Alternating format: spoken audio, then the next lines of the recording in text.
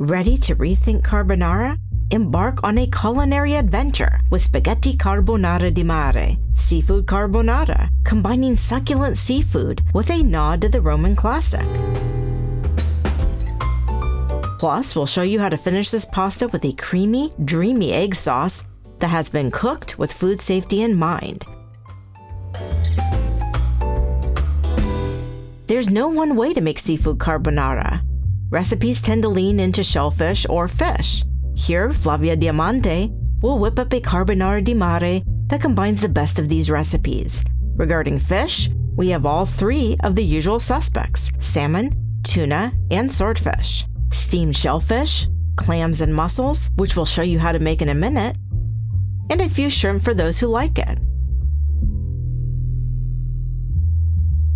And the shellfish broth, which we'll use to flavor our creamy carbonara sauce. Finally, of course, egg yolks and black pepper, hallmarks of the traditional Roman carbonara. But this time, Flavia shares the secrets to pasteurizing the egg sauce at home. Let's get started.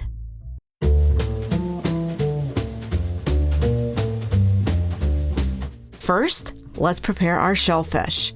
Freshness is key, so we ensure that our clams and mussels are alive, discarding any, of course, with cracks or shells that remain open even when tapped on a surface. Clams, notorious for their sandy interiors, require a thorough soak in salt water for 2 hours. This process ensures a grit-free sauce. Here, Flavia is positioning a sieve in the water to allow the sand to fall to the bottom of the bowl and away from the clams. By the way, in order to make seawater, you'll need to dissolve 35 grams of salt per liter of water. At the end of the 2 hours, our work is easy. We just remove the clams with the colander, and all that sand, it has fallen to the bottom of the bowl. Mussel prep is easier. We just need to give them a rinse on the outside and remove their beards, pulling down towards the wider end of the mussel, as Flavia is demonstrating. And for those who just can't deal with all of this, buy shellfish already deshelled, plus some clam juice. Time to steam. First, a little sofrito with garlic and a drizzle of olive oil. Then the mussels go into the pan, followed by the clams.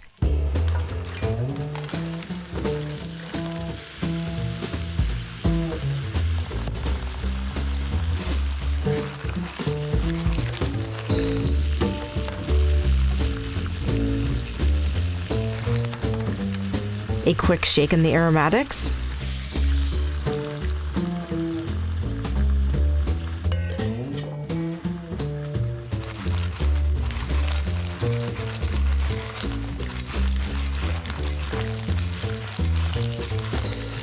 And we cover and steam them until most of the shells have opened. This will only take a few minutes.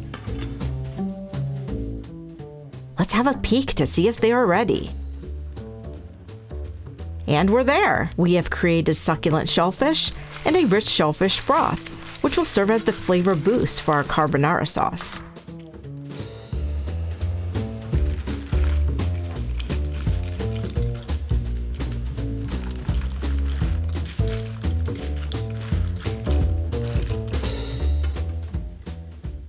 We want to strain the broth once more for sand. So Flavia is separating the shellfish from their juice. Ah, the smell of the sea.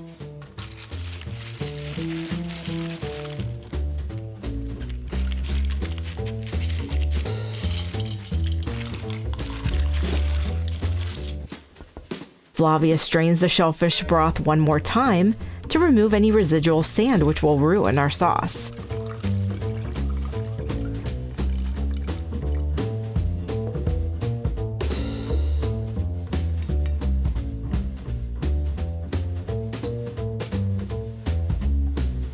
She's also setting aside a ladle of the strained broth to add to our egg sauce later. Now we remove the clam and mussel meat from their shells and add them to the broth to prevent the meat from drying out until we are ready to make the sauce.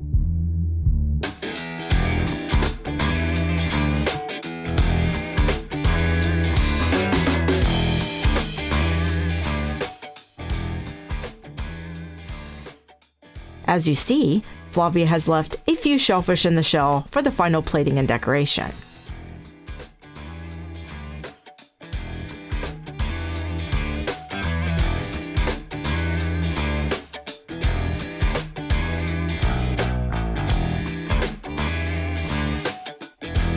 And for the fish?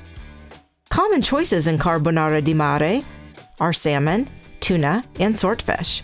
The fishmonger sold us filets, but we need just half of each for our Carbonara di Mare, roughly 3 ounces each. After removing the skins, Flavia is chopping our fish fillets into dice-sized pieces, just as you would do with pancetta or guanciale in a traditional carbonara. Here we are using our Nakano Mito Sentoku knife, which you can learn about in the video description. An excellent all-purpose knife, easy on the hand and as sharp as a razor.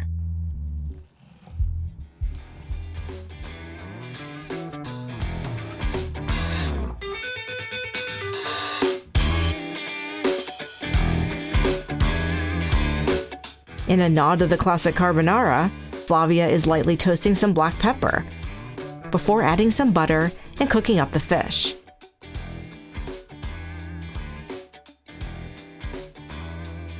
When you start to smell the pepper, it's time.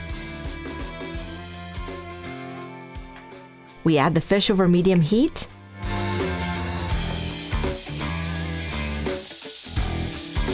Fish cooks very quickly, especially at this size. A couple of minutes and they are ready.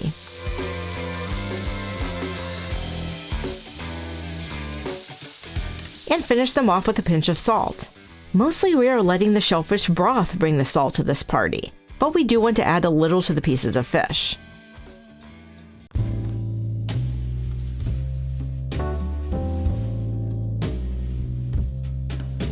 We set the fish aside and move on to the pasta and carbonara sauce. Flavia is putting her pasta of choice on to boil. Here, spaghetti grosso. But since this pasta sauce features a naturally salty shellfish broth, she's not salting the pasta water. This boiling pasta water gives Flavia the perfect opportunity to demonstrate how to cook the carbonara sauce with food safety in mind. What we have here is essentially a double boiler, a bagno maria in Italian. She cooks the egg sauce over the hot water bath, whisking continuously until the eggs reach 160 degrees Fahrenheit, per FDA recommendations. This is the temperature, which should kill any bacteria in the egg yolks, which can cause common foodborne illness. Be sure to use a metal bowl, steel or copper for instance, rather than glass. A metal bowl like Flavia is using will react quickly to heat. That means if the eggs are getting too hot, we can lift them off the heat and drop the temperature quickly to prevent the eggs from coagulating into a hot mess, just as Flavia has done.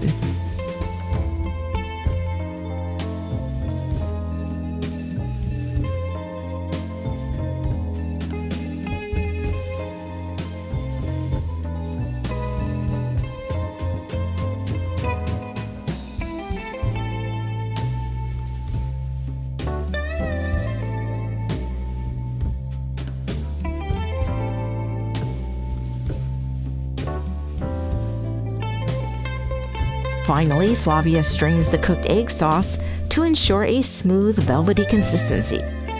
Eggs do start to coagulate a little at the temperature required for food safety, which is why we want to remove any clumps that formed. Perfetto! We gain in safety, but inevitably we lose a little bit of yolk. But that's fine.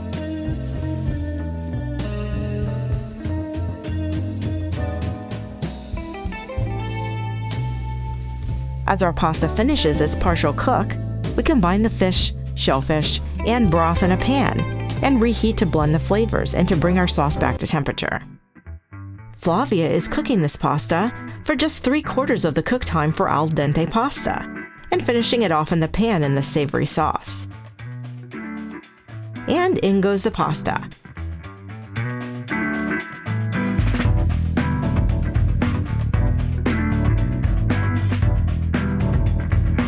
And if you like shrimp, now's the time to add them as well.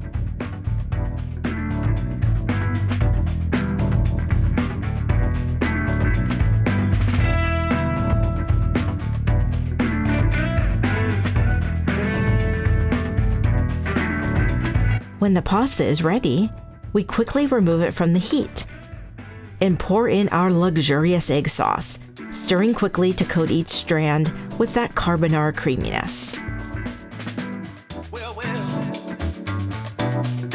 yeah, you.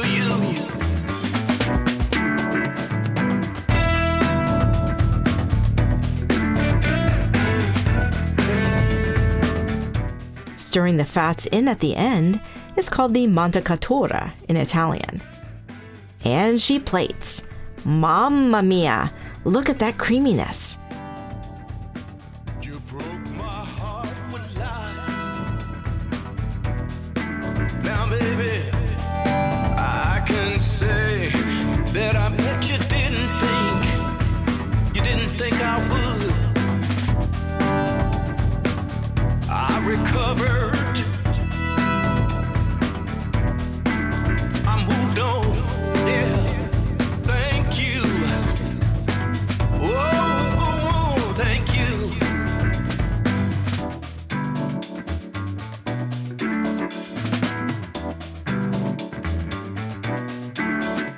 And for those with it on hand, Flavia recommends a sprinkle of botarga to mimic the salty umami punch of the grated pecorino found in a traditional carbonara.